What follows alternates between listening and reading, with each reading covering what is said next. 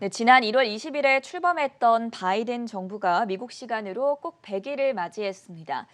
출범 직전에 민주주의의 상징이었던 미국 의회가 트럼프 대통령을 추종하는 세력이죠. 트럼피즘에 의해서 점령당하는 사태가 발생하기도 했습니다만 출범 100일을 맞은 평가 나라 안팎으로 바이든 대통령에 대해 위대한 평가들이 나오고 있는 상황입니다. 오늘은 경제적인 측면에서 이런 사안들 종합적으로 진단 들어볼 예정인데요. 한국경제신문의 한상춘 논설위원 이 자리에 나와 계십니다. 안녕하십니까? 네, 안녕하십니까? 자, 바이든 정부가 출범한 지 100일을 맞았습니다. 1월 20일부터 지금 4월의 마지막 거래일까지 시간이 상당히 빠르지 않습니까? 빠르다는 게 굉장히 머릿속에 이렇게 깊게 파고드는 것 같아요. 100일입니다. 바이든 정부 출범이. 코로나 사태의 세계 증시가 이렇게 붕괴된 때도 네, 벌써 한 1년 정도 지났고요. 그렇죠. 사실은 그 증시적인 측면에서 시청자분이랑 같이 이 시간을 통해서 작년 그 3월 중순위에 증시가 멀어질 때 주식 많이 사십시오 하는 이런 말씀을 드리면서 시기적으로 보면은 작년 여름 휴가철 그 계기로 해서 미국의 그 대형 기술주보다는 한국 주식을 좀 사십시오 하는 말씀을 드렸고 올해 들어서는 그 바이든 정부 출범 이렇게 전후해서 한국 주식은 좀 리스크 관리가 필요합니다. 미국도 그 경기 대형 기술주보다는 사실 경기에 민감한 주식을 좀 사시는 게 좋을 것 같습니다 하는 이런 쪽으로 해서 큰 그림을 그려왔습니다. 물론 개별 종목은 이 방송을 통해서 못한다는 것을 시청자분들 다시 한번 양해를 좀 부탁드리겠습니다. 이렇게 증시 모습인데요. 과연 이렇게 흐름이 됐는지 오늘 한번 경제적 측면에서 성과는 증시라든가 달러 가치로 나오니까 그런 걸 한번 되짚어 보는 것도 향후의 주식 투자 어느 쪽으로 가야 될 것인지 이런 것을 가늠해 볼 수 있기 때문에 그런 측면을 한번 집중적으로 분석해 보도록 하겠습니다. 미국 시간은 29일, 그러니까 오늘이 되겠죠? 네. 꼭 100일이 됐습니다. 의회 연설도 바로 직전에 소위 가족 프랜, 사회교육부 인프라 관련된 프랜 가지고 소위 부유층들이 좀 희생 좀 해달라 하는 그런 쪽의 국민 화합 차원에서 이렇게 하는데요. 의회 첫 연설에서 전 앵커가 보기에는 가장 상징적인 그림이 뭐였습니까? 아마 방금 영상에서 나오는 거 영상에서 네네. 말씀하시는 건가요? 그 미 글쎄요. 역사상 그 대통령이 될 때 네. 뒤쪽에 아, 두 카멜라 분이 해리스와 낸시 펠로시요. 여성이 되시는 훌륭한 두 분이 이렇게 딱 하는 것은 네. 상당히 코로나 사태의 국민의 화합 차원, 그다음에 여성 이렇게 대해서 우대 그렇죠. 이런 측면에서 굉장히 상징적 그림이다 하는 걸 말씀드리겠습니다. 이거로 하루 전에 그 의회 연설이지만 네. 100일을 맞는 바이든 대통령의 이렇게 100일 연설이 대신하는 게 아닌가 생각합니다. 100일 전으로 한번 돌아보겠습니다. 제 앵커도 이렇게 그때 당시 특집 방송도 했습니다는 그때 미국이 건국 이래로 최대 위기라 그랬죠. 100일 전에. 왜 그러냐 하면 트럼프의 저주 때문에 그렇다 하는 말씀을 드렸죠. 정치적으로 민주주의가 붕괴된다. 아시겠습니다. 민주주의의 상징인 미 의회가 트럼피즘에 의해서 트럼프를 하는 옹호자들한테 이렇게 점령당하는 사태까지 발생했죠. 네. 그다음에 시장 경제도 붕괴됐다. 자본주의도 붕괴됐다 하는 이런 뒤에서 트럼프의 저주에 시달렸던 것이 사실 그 100일 직전에 바이든 그 대통령 정부의 상황이었습니다. 그래서 그때 당시에 무너졌던 민주주의를 이렇게 도모한다. 분리됐던 국민의 화합을 도모한다 해서 남북전쟁 시대에 링컨 대통령이 갖고 있는 이런 그 부담을 바이든 정부가 갖고 있다. 그다음에 코로나 사태에 의해 경기가 망가진 것을 복구한다는 측면에서 루즈벨트 대통령이 대공황 당시에 경제 과제도 갖고 있다. 이런 쪽의 얘기들이 불과 100일 전에 나왔습니다. 네. 그리고 작년에 그 성장률이 이때쯤 중국의 성장률이 꼭 1월 다음 분기가 끝나면 다음 달에 15일 전에서 나오는데 꼭 취임 적전에 나왔어요. 그래서 중국의 그 경제 성장률이 작년에 플러스 2.3% 유일하게 기록됨에 따라서 미국 GDP의 71%까지 턱밑까지 쫓아오지 않았느냐. 그 미국의 경제 패권도 대외적으로 흔들리는 게 아니냐 하는 이런 쪽의 그 과정에서 나왔습니다는 사실상 그렇습니다. 이러한 그 경제 문제 이렇게 봐서 경제 문제에서도 화합을 도출하기가 상당히 어려웠었죠. 소위 K자 연구죠. 잘 되는 사람은 더 잘 되고 잘 되는 기업은 더 잘 되고 못 되는 사람들은 더 못 되는 이런 쪽의 경제에서 K자형 구제도 미국의 내부적으로 그것이 기업 간, 계층 간, 그다음에 소득 수준 간 이렇게 해서 소위 이런 세 가지 각도에서 K자형 구조도 국민의 화합과 그다음에 통합을 도모하기가 상당히 어려웠다 이렇게 보시됐습니다. 그리고 자산적인 측면에서 그때도 거품이 많이 얘기가 됐었죠.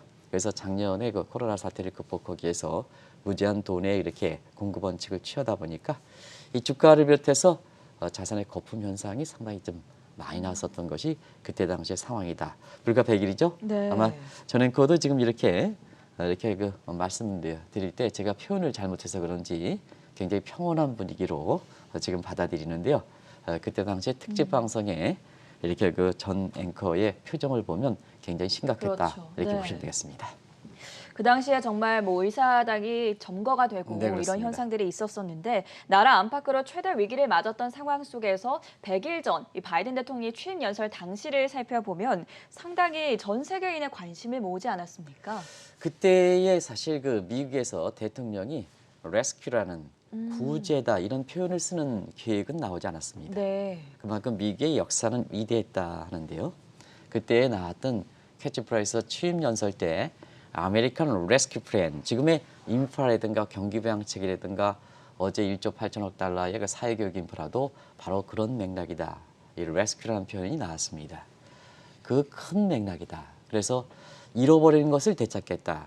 해외든 내내든 그래서 미국을 되찾겠다 하는 이북의 캐치프레이즈였습니다.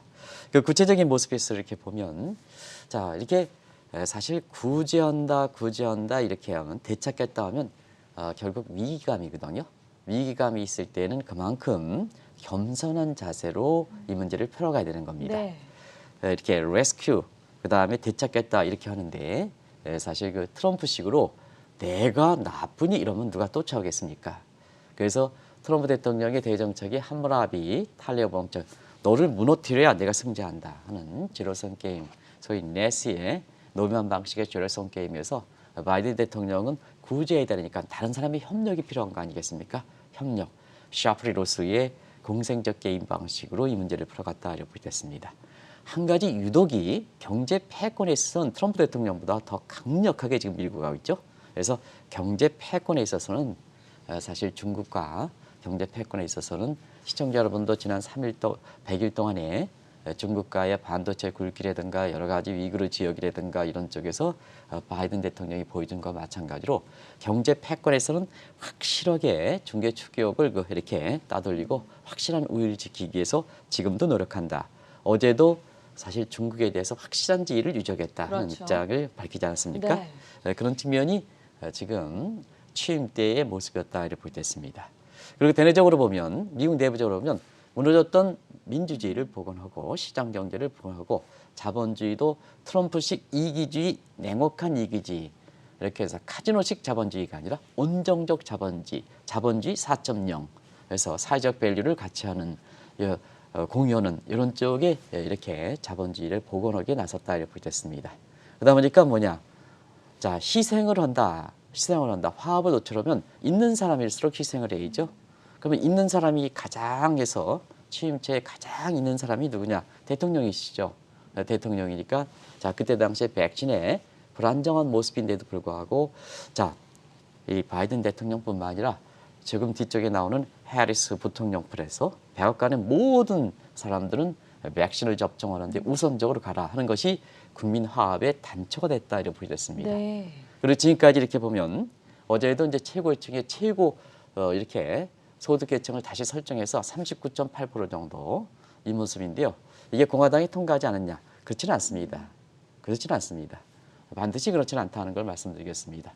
그래서 이 모습이 되는 것은 국민의 화합을 때는 자 우리 코로나 사태에 자기 능력에 관계없이 돈을 많이 풀어서 원한 자 횡재했던 사람들이 있지 않습니까? 횡재했던 기업도 있고 횡재했던 자기 노력이라면 모르더라도 자기 노력 이외에 횡재했던 원한 자 이 사람들은 좀 내놓으라는 얘기입니다.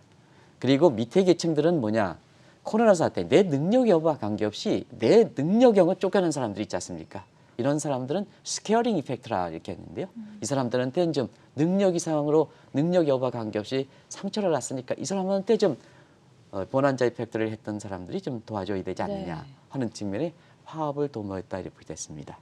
전반적으로 놓고 보면 지난 그 100일 동안 바이든 대통령이 지금 뭐 그레이트다. 트럼프 대통령은 본인이 그레이트라는 얘기지만 바이든 대통령 본인의 입을 대지 않는데도 불구하고 취임 100일 만에 그레이트라는 표현, 이 표현이 나오는 것은 결과적으로 한국에서 최고 통수권자를 비롯해서 정치인들이라든가 이런 데에 꼭 말씀드리겠습니다. 지금은 사실 그 소셜 네트워크라든가 해서 정책 수용층이 국민들이 굉장히 우월적지에 됐습니다. 기업 권력이 국가 권력보다 앞서는 시대입니다. 이런 상태의 리더십은 위에서 내가 어쩌지, 내가 국회의원이, 내가 대통령이니 밑에 따라 하는 어떠한 리더십이 아니라 국민의 바탕, 국민의 화합을 바탕으로 해서 리더십이 자기의 말에 관계없이 국민이 평가해주는 리더십. 이렇게 이게 나운업 리더십이다 이런 표현을 쓰더라고요. 네. 나운업 국민이 평가하는 리더십. 내가 뭐 어쩌고 이게 아니라 국민이 평가하는 리더십. 이게 100일을 맞으면서 결과적으로 보면 화합과 통합의 단초를 이뤘다. 기본 바탕을 이뤘다 하는 측면에서 지금보다도 향후에 바이든 정부가 더 기대되지 않겠냐 이런 쪽의 평가들이 나온다는 걸 말씀드리겠습니다. 자, 말씀을 듣다 보니까 100일 전 기억이 새록새록 떠오르는데요. 그 당시에 가장 인상이 깊었던 부분이 바이든 대통령이 취임 이후에 처음 실행했던 업무가 파리 기후협약으로의 복귀 아니었습니까? 네, 복귀였죠. 그것도 미의회에 관계없이 행정명령으로. 그렇죠. 지금까지 행정명령을 100일 동안 숨가쁘게 됐습니다. 미의회에 관계없이 행정명령으로 이렇게 발동한 사례가 거의 100건이 되는데요. 하루에 네. 한 번씩 했다 이렇게 보시면 되겠는데요. 어. 그만큼 의회에 관계없이 행정명령으로 했다는 것은 트럼프 정부가 사실 그만큼 미국을 무너뜨렸기 때문에 그렇다. 그리고 정책적인 측면에서도 트럼프의 지우기 측면에서 공화당이라든가 뭔가 이런 쪽에 아직도 사실 상원에서는 50대 50이니까 해리스가 캐스팅 보트를 갖고 있으니까 블루 웨이브를 달성했지만 사실 공화당에 이렇게 법적인 문제가 있고 그다음에 의회가 대통령이 출범하고서 의회에서는 처음에는 화합을 도모했기 때문에 웬만하면 건드리지 않습니다. 그래서 행정명령으로 주로 이렇게 활동했는데요. 그런 측면에서 첫 행정명령이 뭡니까? 결국은 파리 기후협약에 가입하는 문제죠. 그렇죠. 취임하자마자 바로 그 자리에서 했지 않습니까? 네. 이게 상징적이다 이렇게 됐습니다. 그만큼 우리가 살고 있는 기후변화 문제는 어떤 핵폭탄 전쟁보다 더 인류 살상에 피해가 되지 않느냐. 최근에 코로나 문제로 인해서 최고 통수권자들이 어떻게 대처하느냐에 따라서 이렇게 조기에 그 방역 선진국이다 했던 인도 같은 경우에는 사실 갑작스럽게 너무 자신감에 풀어놓다 보니까 아비규환 진짜 지구상의 지옥이 저도 대우그룹에 있을 때 자동차를 팔기 위해서 대우경정 인도도 간 적이 있습니다는 사실 인도가 저렇게 이렇게 무너진지 몰랐습니다. 코로나 문제 때문에 네. 아마 시청자분이 그런 장면들을 이렇게 보실 겁니다.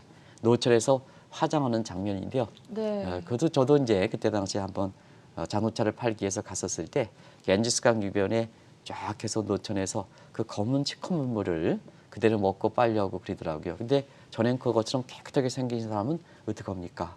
근데 거기서 농담 삼아 자동차를 팔기 위해선 그 겐지스강에 한번 빠져들어라 해서 우리가 기업인들이 그때는 저희 대우경쟁에서 했습니다. 네. 이런 거를 하기 위해서 실제로 거기에 이렇게 들어간 적도 있습니다. 그렇게 해서 지금의 우리 기업인들이 이렇게 그 기업들이 만들어낸 과정이었거든요. 제가 공지사하는 게 아니고 그런 과정이 인도가 화상 노천을 설명드리기 위해서 그렇습니다. 네. 어떤 분은 이렇게 인도가 화상 노천에서 이렇게 해서 하면 그게 지금 환경 오염찬에서 해야 되느냐 하면 인도는 불교 사상, 간단한 미술 이렇게 되죠. 윤회 사상입니다. 그래서 무덤이라든가 이런 쪽에 있잖아요. 이런 쪽에 납골당이라는 게 영혼을 갖춰주면 안 됩니다. 그래서 노천에 해서 이렇게 한쪽으로 버리고 한쪽으로 영혼이 자렵게 해서 윤회 사상 이런 쪽으로 해서 노천 이렇게 되는데 그 장면이 시청자 여러분 보셨을 겁니다. 그런 측면에서 이 코로나 문제도 결국은 이상기온 기후 변화 때문에 나온 게 아니냐 하는 것이 바이러스 관련된 전문가들이거든요. 그래서 이것은 세계 어떤 참사보다도 핵무기 전쟁보다도 더 큰 참사다 하는 측면에서 이 문제를 윤리적 문제로 인식하다 보니까 워낙 이분의 경험도 많고 그러시다 보니까 처음으로 행정명령으로 파리 기후협약에 협약에 가입한 데 이어서 이달 21일부터 양일 동안 기후정상회담을 열렸죠. 기후정상회담에서 이틀간 열렸습니다는 의외로 중국과 러시아가 시진핑과 푸틴 대통령이 이렇게 경제 패권 마찰이 있었지만 협조하는 관계로 해서 지구 환경을 방지하고 이상기후를 방지하는 문제는 네. 체제가 필요 없다. 그래서 세계가 공유하다 해서 의외로 큰 성과를 거두고 있다. 하지만 CO2 가스 문제, 배출의 문제에 있어서는 자 미리 앞서갔던 CO2를 먼저 발생했던 미국의 지금 시점에서는 CO2 가스를 적게 발생하지만 네. 지금은 세계 CO2 가스의 23%는 중국이 규제를 하면 중국이 제조업에 타격을 받기 때문에 결국 경제 패권 차원에서 기후 정상회담의 이후에 어떤 성과를 도출할 것이냐 하는 문제는 지금 CO2 가스를 비롯한 가스를 배출 문제, 억제 문제를 두고 미국과 중국과의 이렇게 어떻게 합의를 도출하느냐 문제가 굉장히 중요하다는 걸 말씀드리겠습니다. 방금 중국과 미국 이 마찰 문제를 언급을 해주셨지만 실제로 바이든 행정부가 출범한 이후 100일 동안에 상당한 긴장감 속에서 미중 갈등, 미중 마찰이 진행이 되어 왔는데요. 트럼프 행정부 때 모든 것을 바꾸더라도 이 중국에 대한 견제만큼은 유지하지 않았습니까? 결국은 지금은 축의 문제죠. 네. 가치사슬을 어디에 두느냐. 축이죠. 피보트.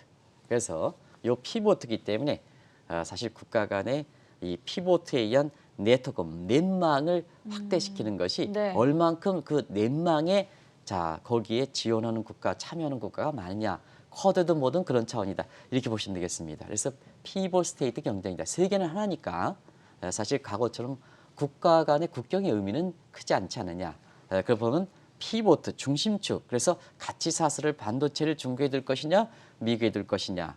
배터리들 미국에 줄 것이냐, 자 중국에 들 것이냐는 피보 스테이트 경쟁이 지금의 사실 그 국제적으로 보면 미중 간 경제 패권에서 그 피보 스테이트 네트워크 망에 대우는 국가를 얼만큼 흡수할 것이냐 하는 측면이 경제 패권의 결과를 좌우한다 이렇게 됐습니다.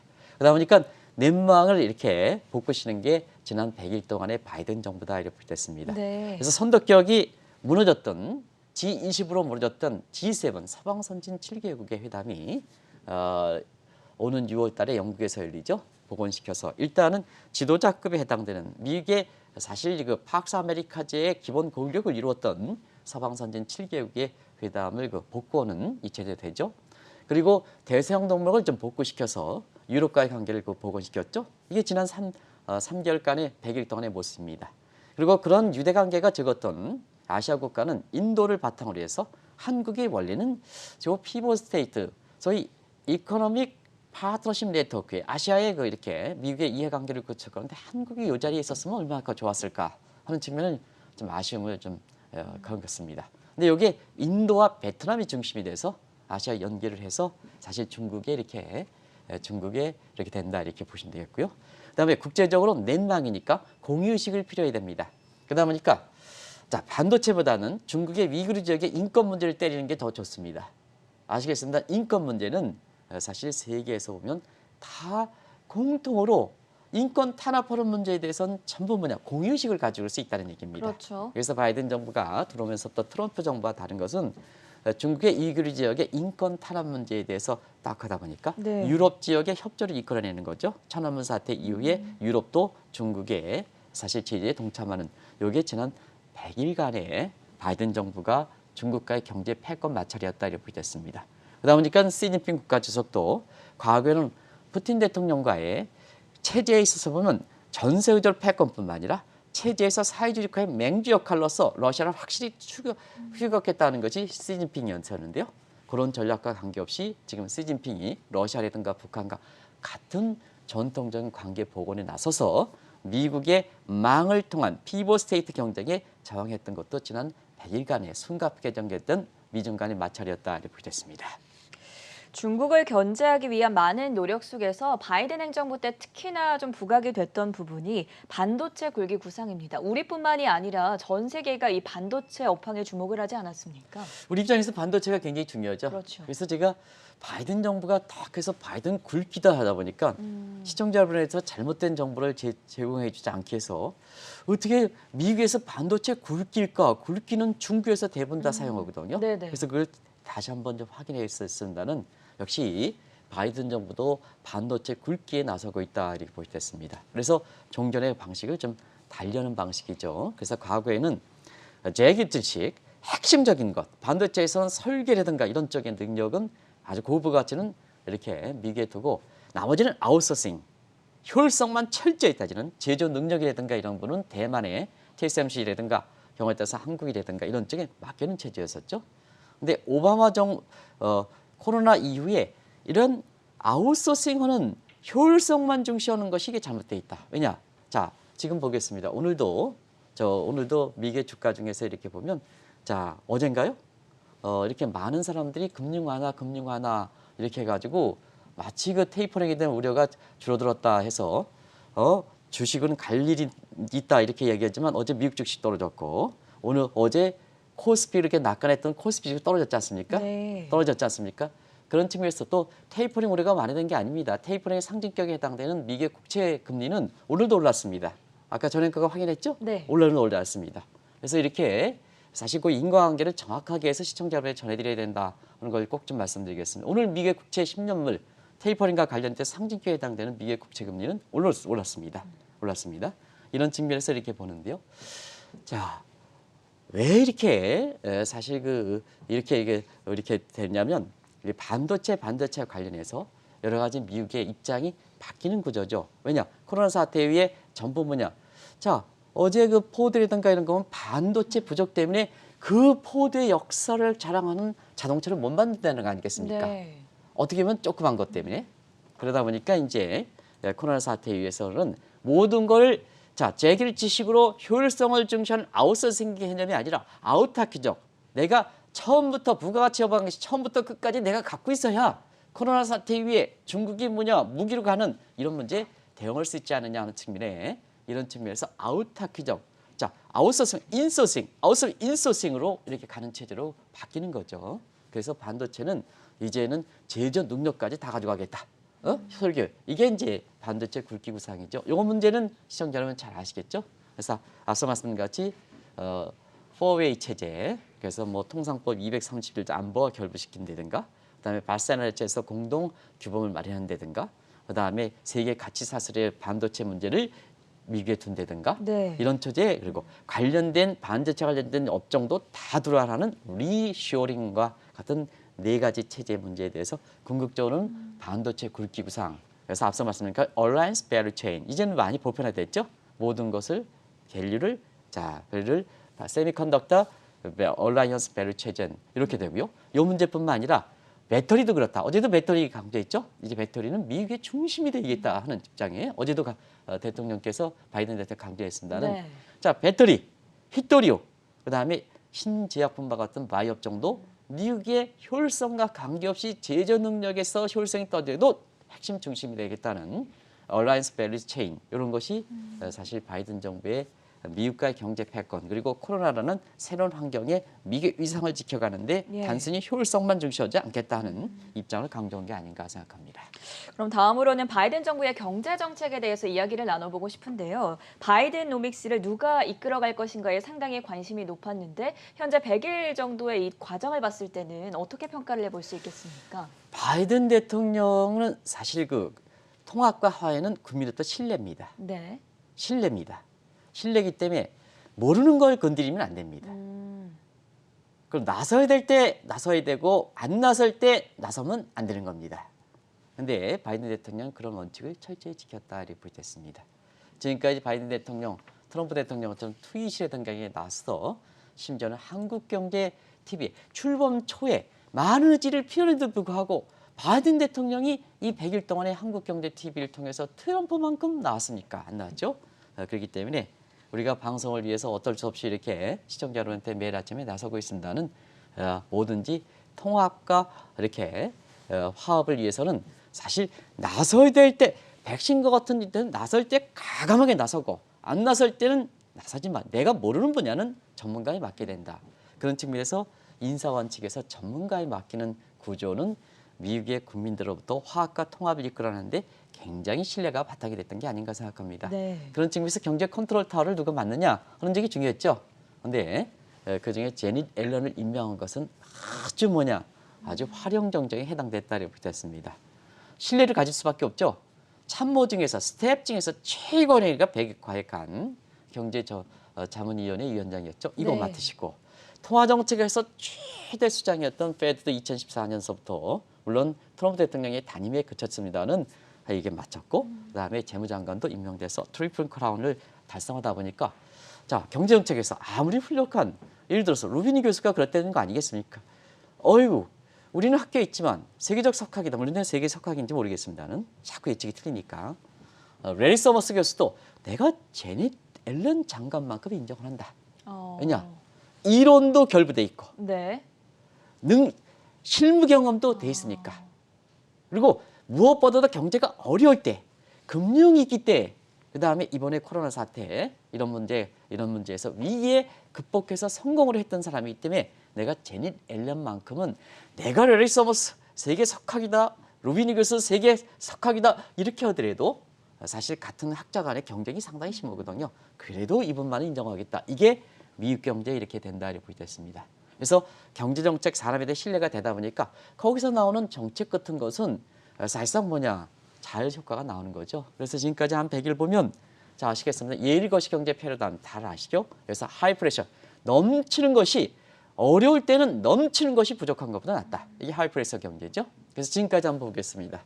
지금까지 이렇게 보면 경기부양책 단기 1조 9천억, 그다음에 2차례 경기부양책에서 1등 물류 2조 2,500억, 그다음에 이번에 감세까지 이제 감세까지 하니까 1조 8천억이라 얘기하시는 분이 많아요. 네. 그래서 이제 1조 가다가 감세까지도 내가 어제 이제 이것도 정부의 지출 정책이나 마찬가지다. 그래서 1조 8천억으로 하다 보니까 토털리 바이든 정부의 한 6조 정도 나오겠다 하는데 많은 사람이 비난이 있었습니다. 결국 정확하게 5조 9,500억이 나왔죠. 네. 정확하지. 그래서 결국은 넘치는 것이 부족한 것보다 낫다는 코로나 사태의 위기 치유 과정에서 초기 단계에 아무래도 찰찰 넘치게 하는 것이 굉장히 이렇게 위기 극복을 위해서 좋은 게 예일 거시 경제 해결 다음에 1960년대에 캐나다 존슨 경기황, 그다음에 1990년 중남미 위기 때에 자, 빌 클린턴 민주당 정부의 뉴 이코노믹 신화, 그리고 이번에 사실 이게 바이든 대통령의 이렇게 100일을 맞습니다는 이후에 어떻게 될 것이냐 하는 측면에 기대를 많이 낳게 한다. 그래서 항상 말씀드리는 결과적으로 보면 내가 한번 대통령이라 하더라도 나의 치적에 해주는 사람보다도 경제 지금처럼 다원화된 사회에서는 진짜 전문가에 맡기는 구조가 네. 굉장히 경제를 풀어가는데 굉장히 도움된다 하는 것이 경제적인 측면에서 100일을 만들 때 우리가 많은 교훈이지 않겠느냐. 타산지적으로 삼을 필요가 있지 않냐 생각합니다. 바이든 정부의 경제 정책 중 재정 정책을 이끌어가는 수장인 제닛 옐런 재무부 장관을 살펴봤고요. 또 통화 정책의 수장인 파월 연준 의장도 지금 상황이고 또 자리도 자리인 만큼 굉장히 중요하지 않았습니까? 트럼프 인사였죠? 그렇죠. 네, 2018년 이렇게 2월달에 트럼프 인사였었죠. 근데 사실 작년에는 통화 정책이 주 역할을 했죠. 그런데 이제 통화 정책 여력이 되다 보니까 자연스럽게 사실 제닛 앨런이라든가 페드에 대한 평가가 기능이라든가 역할이라든가 이런 것이 좀 약하긴 했습니다는 너무 파월 의장이 지난 이렇게 100일 동안에 경제 강요로 이렇게 지금까지 평가 본다면 가장 나쁜 평가를 받고 있다 이렇게 보겠습니다. 네. 이건 뭐 시청자 여러분도 간단히 좀 말씀드릴게요. 일단 경기적 측면에서도 이렇게 100일 출범 전에 굉장히 경기가 어렵다 이렇게 하지만 실제로 이렇게 본인이 소속되는 페드에서 나오는 걸 한번 볼게요.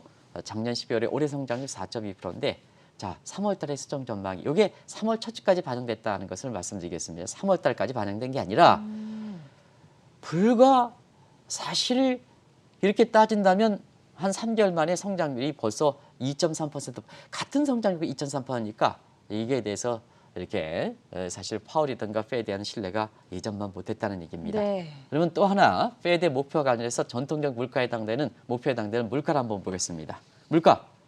지금도 물가가 올라가고 미 국민들은 식료품 가격에서 경제 고통이 증가하지만 아직도 물가는 일시적 현상이다. 어제 다시 나왔죠. 그래서 체감과 지표 물가 간의 괴리.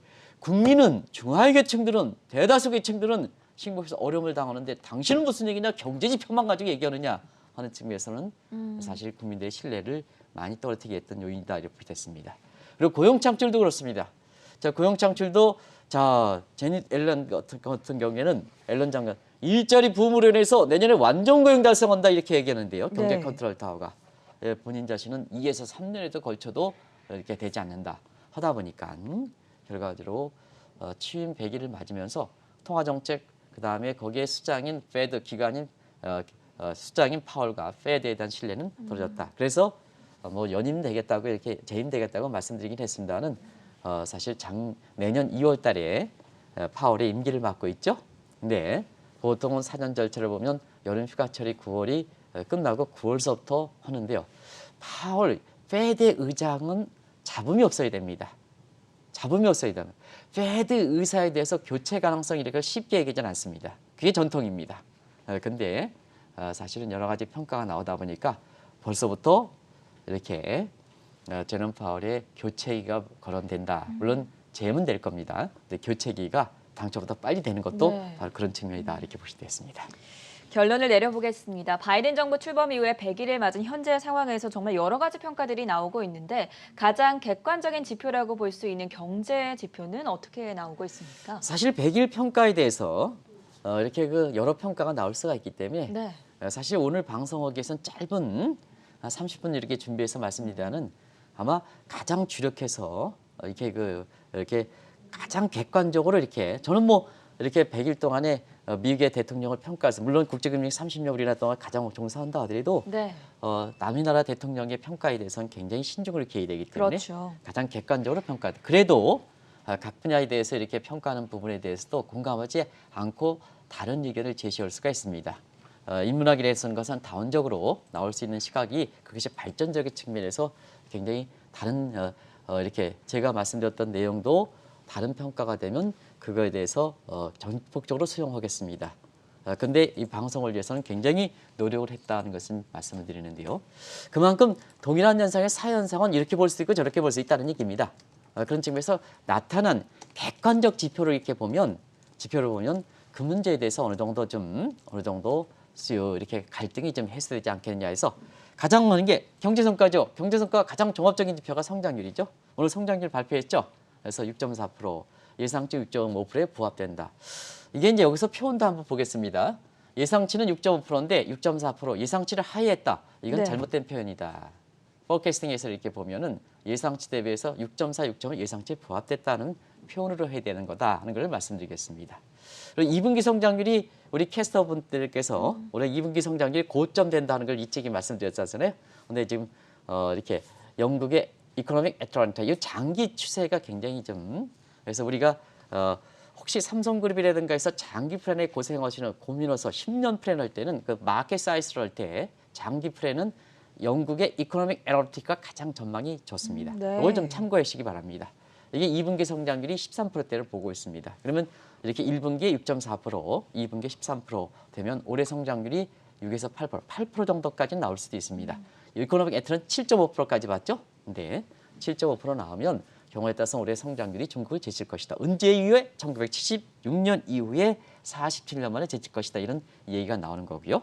가장 관심이 됐던 것이 결국 바이든 정부 이후에는 이렇게 미국의 기술주 작년에 여름 휴가철까지 그리고 한국의 주식을 사세요. 올해 들어서 한국 주식 하지 마세요. 리스크 관리하세요. 그리고 미국의 경기 민감주 이번엔 경기 민감주 하세요. 이렇게 했는데요. 자, 지금까지 다우존스 지수는 100일 동안에 1월 19일 대비 100일 동안에 오늘까지 10.4% 올랐습니다. 지수는 3930에서 34,000 오늘 60까지 이렇게 올라갔을 겁니다. 이렇게 올라가서 10%가 넘었습니다. 같은 기간에 많이 얘기했던 나스닥 건능이 6.6%뿐이 안 올라갔습니다. 지수는 13,197에서 오늘 14,082까지 이렇게 됐습니다. 지수로 보면 100일 동안에 6.6%입니다. 절반 정도에 그쳤죠. 한계 코스피는 많은 사람이 올해 3,600 간다, 상고하자다 이렇게 해서 한국 주식을 추천했지만 말도 많았습니다는 한국 주식은 3,072에서 3,174 어제까지 불과 2.6%에 그쳤습니다.